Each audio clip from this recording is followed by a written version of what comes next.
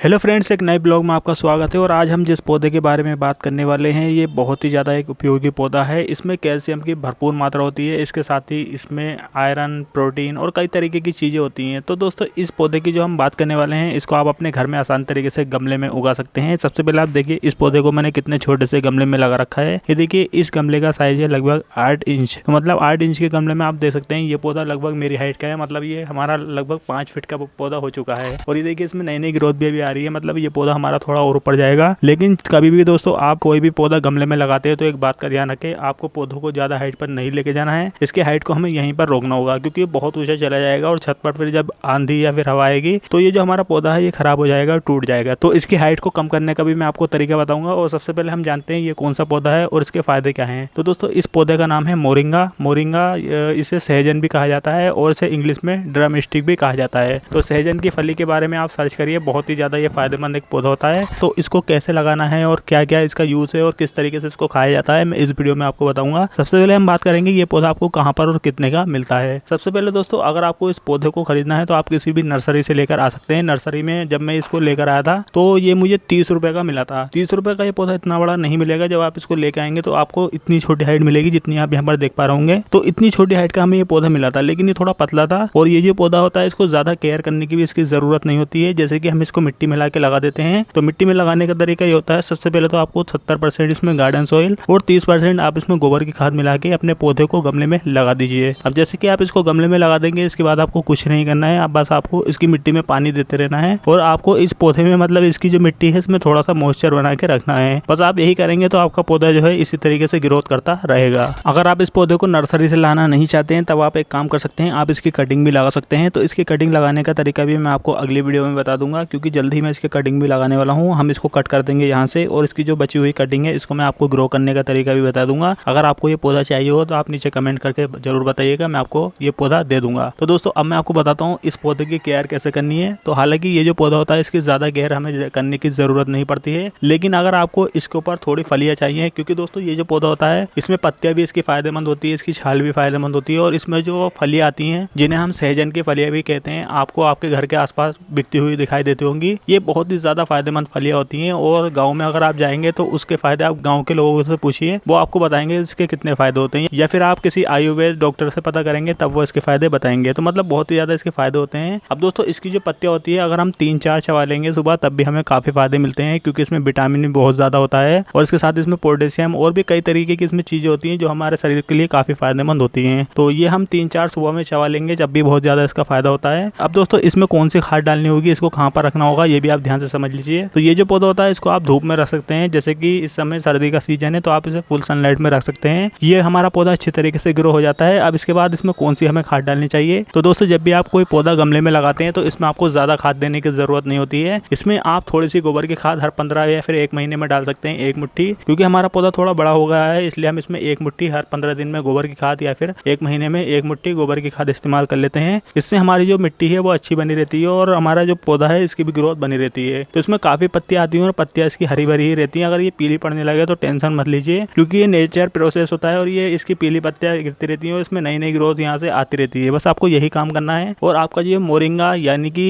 सहजन का पौधा है ये इसी तरीके से लगा रहेगा। अगर आपके पास आपके घर के आसपास जमीन है तब आप इसको जमीन में लगाइएगा। इसमें बहुत ही ढेर सारी आपको फलियां भी खाने को मिलने वाली है। तो अगर आपको ये वीडियो पसंद आई हो तो आप इसको लाइक करें, शेयर करें। और दोस्तों, इस पौधे को भी आप अपने टेरेस गार्डन में लगा सकते हैं, काफी आसान तरीके से ग्रो हो जाता है। तो अगर आपका कोई सवाल हो तो आप नीचे कमेंट करके जरूर बताइएगा। इसी तरीके की होम गार्डनिंग, टेरेस गार्डनिंग की वीडियो रोजाना प्राप्त करने के लिए हमारे यूट्यूब चैनल को सब्सक्राइब करें। अगर आप इस वीडियो को फेसबुक पर देखना है तो हमें फॉलो करना ना भूलें। तो चलिए मिलते हैं अगली नई वीडियो में। आज की वीडियो में इतना ही। Thank you for watching.